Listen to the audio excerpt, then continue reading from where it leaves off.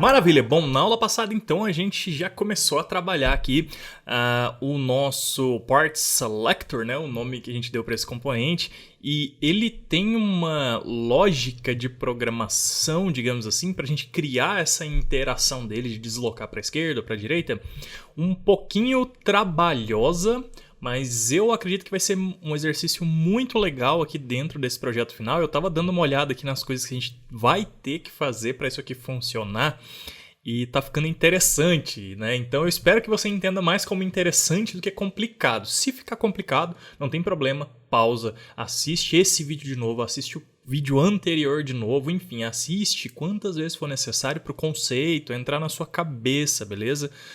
Não tem problema, isso é completamente normal. Eu mesmo repito a mesma coisa que eu estou fazendo várias vezes até eu entender. Então, a primeira coisa que eu queria te falar nessa aula é isso, tá? E, bom, a segunda coisa é que a gente vai começar a fazer essa lógica, né? A gente já começou, na verdade, mas a gente vai continuar incrementando ela. E agora a gente precisa entender, então, como é que vai ser o funcionamento disso aqui, como é que a gente vai transformar em código. Porque o funcionamento eu já expliquei mais ou menos, né? Como é que a gente vai transformar isso em código, então? E algumas coisinhas que a gente vai precisar que eu não falei ainda. Olha só, o nosso slider ele tá com essa estrutura aqui agora. A gente conseguiu fazer ele ficar assim, né? A gente conseguiu atribuir a largura total aqui do nosso container aqui interno, né? E aí a gente conseguiu fazer com que os itens fiquem horizontais tal, e ele fique desse jeito aqui. Beleza. O que acontece? Agora a gente precisa falar para ele, quando a gente clicar nesse botão aqui para deslizar para a esquerda, né? Para dar um slide left ou prev items, alguma nomenclatura dessas que a gente vai usar, ele tem que deslocar esse tanto aqui, específico, né? A largura do item que é o próximo item, certo? E aí a gente começa a se fazer algumas perguntas que a gente vai anotar ali pra gente não esquecer, tá?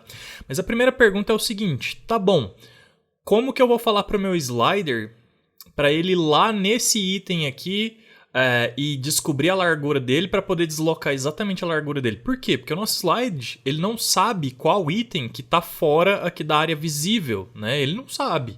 Ele só sabe que tem tipo 7 itens ali pronto. Ele não sabe que ele tem que ir lá no quinto item, capturar a largura dele e depois deslizar para a esquerda aquele tanto no nosso container aqui. O nosso código não sabe isso. E então tem algumas coisas que a gente se pergunta aí. Primeira coisa, como eu falo para o meu código que é o quinto item, que é o primeiro item que está fora da área visível e não é o sexto, não é o quarto, enfim. Como que eu falo para ele qual item que tá, qual item é o primeiro item fora da área visível?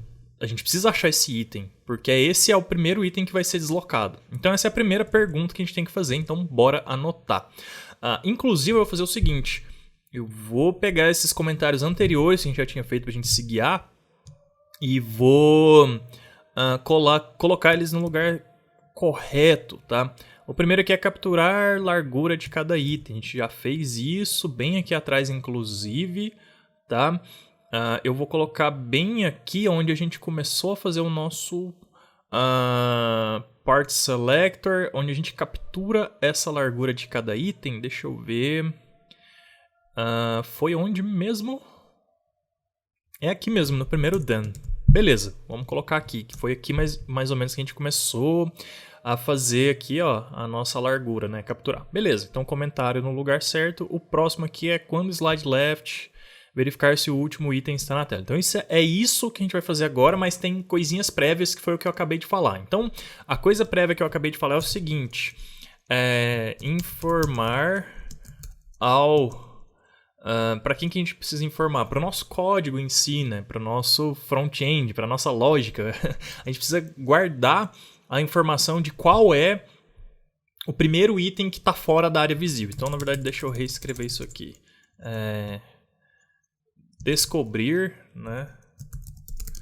Qual é o primeiro item fora da área visível. Beleza. Então, isso é a primeira coisa que a gente precisa fazer.